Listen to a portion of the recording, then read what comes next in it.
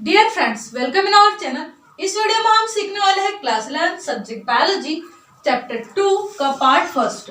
इसमें हम kingdom Monera के बारे में सीखेंगे। ठीक है, फर्स्ट ऑफ ऑल हम यहाँ पर ऑर्गेनिजम्स का क्लासिफिकेशन देखते हैं।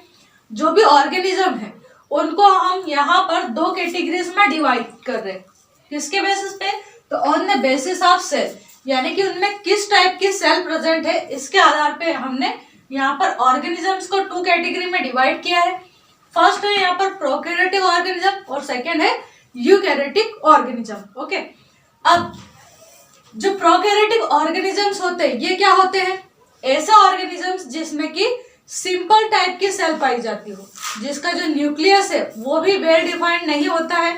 न्यूक्लियस के चारों ओर किसी टाइप की कवरिंग नहीं पाई जाती, यानी कि न्यूक्लियोप्लाज्म के चारों ओर जो न्यूक्लियर मेम्ब्रेन होती है वो यहाँ पर एब्सेंट होती है। ठीक है, जबकि यूकैरियोटिक जो ऑर्गेनिजम्स होते हैं इसमें एक अच्छी वेल डिफाइंड या वेल डेवलप्ड सेल पाई जाती है। ठीक है, इसके जितने भी सेल ऑर्गन्स होते हैं जैसे माइटोकॉन्ड्रिया है, राइजोबियम है, एंडोप्लाज्मिक रेटिकुलम है या न्यूक्लियस है, न्यूक्लियोलस है, ये सभी अच्छे से डेवलप्ड पाई जाती है यूकैरियोटिक ऑर्गेनिजम्स के अंदर। ठीक है, अब यहाँ पर हम देखते हैं कि जो प्रोकैरियोटिक ऑर्गेनिजम्स है इसके अंतर्गत कौन कौन से आते हैं? तो किंगडम मोनेरा के जितने भी ऑर्गेनिज्म वो किसके अंतर्गत आते हैं? तो प्रोकैरियोटिक ऑर्गेनिजम्स के अंतर्गत आते हैं। ठीक है, और यहाँ पर हम इस चैप्टर में इन्हीं के बारे में स्टडी करने वाले हैं, बट आगे का भी डिवीजन देख लेते हैं हम किस टाइप से यहाँ पर क्लासिफाई किया गया है। जो यूकैरियोटिक ऑर्गेनिजम्स है ये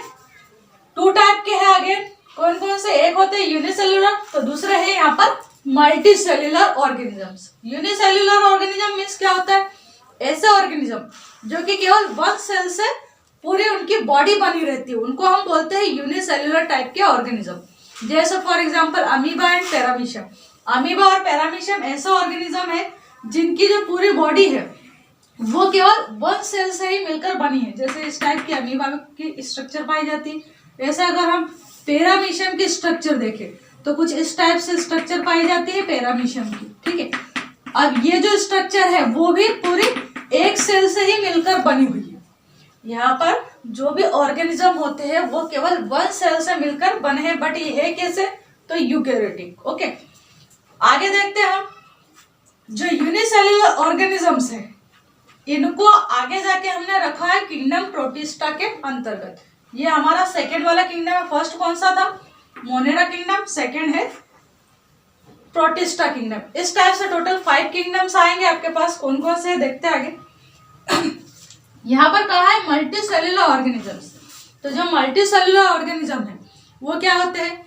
ऐसे ऑर्गेनिजम्स जिनकी बॉडी दो या दो से अधिक टाइप की सेल्स से मिलकर बनी हुई रहती है, यानी कि उनमें मोर देन 2 सेल होती है, उनको कहा जाता है मल्टी सेल्युलर टाइप के ऑर्गेनिज्म। जैसे ह्यूमन बॉडी है, डॉग है, कैट है, जितने भी ऑर्गेनिजम्स है ये सभी किस में आते हैं?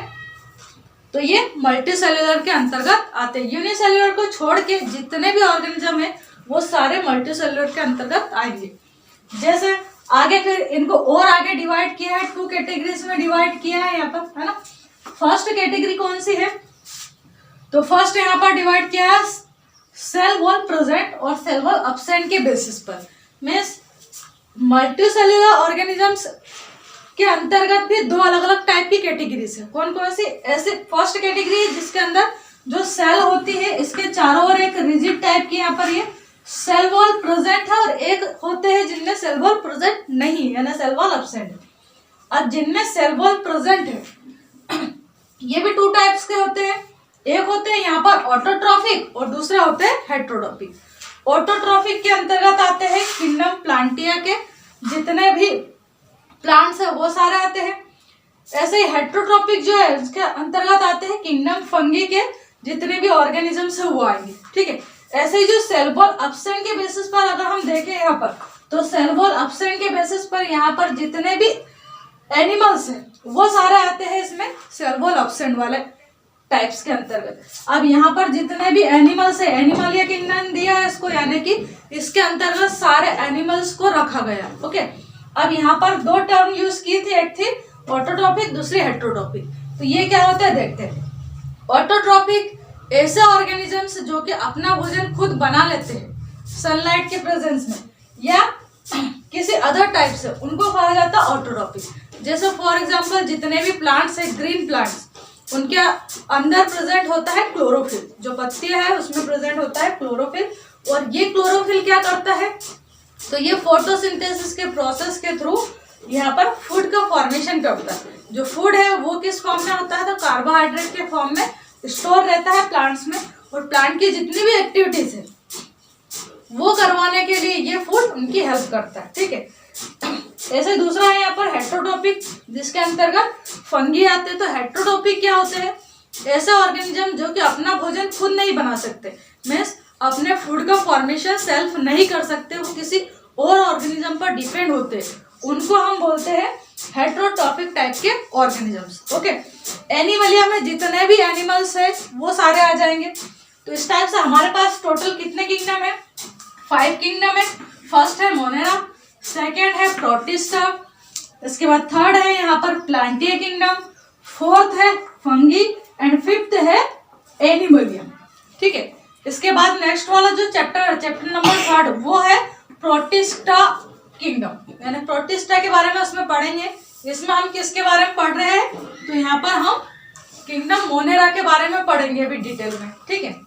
तो ये था हमारा ऑर्गेनिज्म का क्लासिफिकेशन। नेक्स्ट टॉपिक है हमारा कैरेक्टरिस्टिक्स ऑफ किंगडम मोनेरा। इससे पहले अभी हमने देखा क्लासिफिकेशन।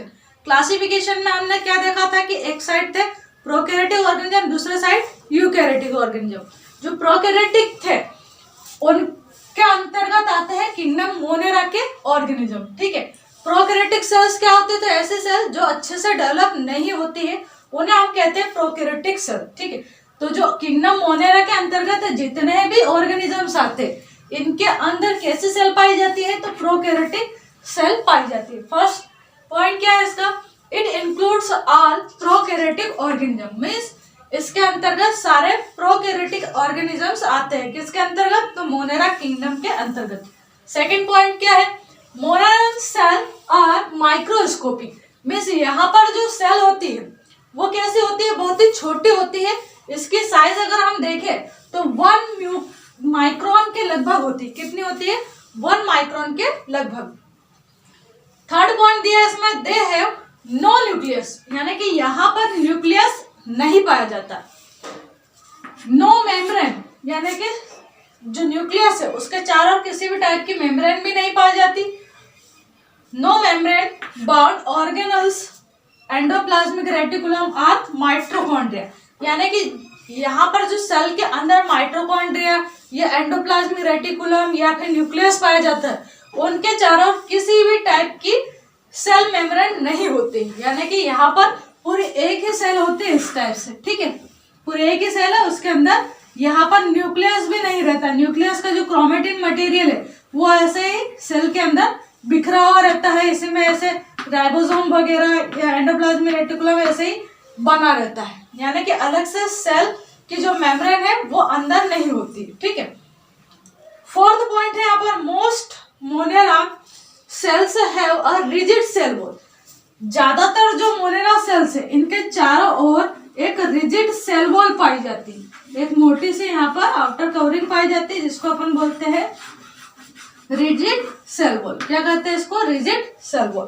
फिफ्थ नंबर पॉइंट दिया है इसमें, they are typically unicellular organism, means यहाँ पर जो ऑर्गेनिज्म होता है वो कैसा होता है, यूनिसेलुलर ऑर्गेनिज्म होता है, यानी कि पूरा जो ऑर्गेनिज्म वो केवल एक सेल से ही बना होता है। पूरी बॉडी ऑर्गेनिज्म की ओनली 1 सेल से मिलकर बनी होती है।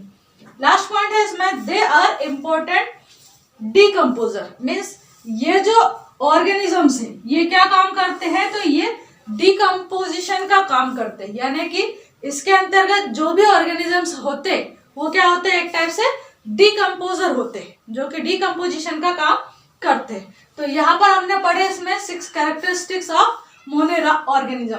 फर्स्ट क्या था, ये कैसे ऑर्गेनिज्म है, प्रोकैरियोटिक ऑर्गेनिज्म है, मींस यहाँ पर जो सेल है वो कैसी होती है, प्रोकैरियोटिक होती है। माइक्रोस्कोपिक मतलब दिखने में साइज में बहुत ज्यादा छोटे होते हैं, लगभग 1 माइक्रोन की साइज होती है। दे आर नो न्यूक्लियस, इनमें कोई न्यूक्लियस नहीं होता, ना ही सेल ऑर्गेनल्स के चारों ओर मेम्ब्रेन पाई जाती है।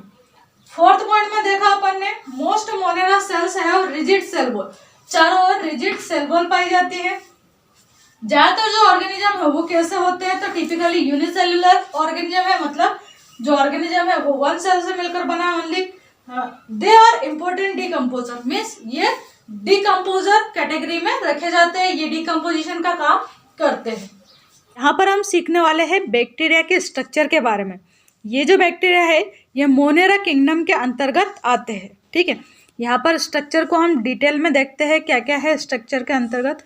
तो यहाँ पर ये जो आपको कवरिंग दिखाई दे रही है, प्लाज्मा के चारों ओर जो कवरिंग है, इसे कहा जाता है प्लाज्मा मेम्ब्रेन, ठीक है।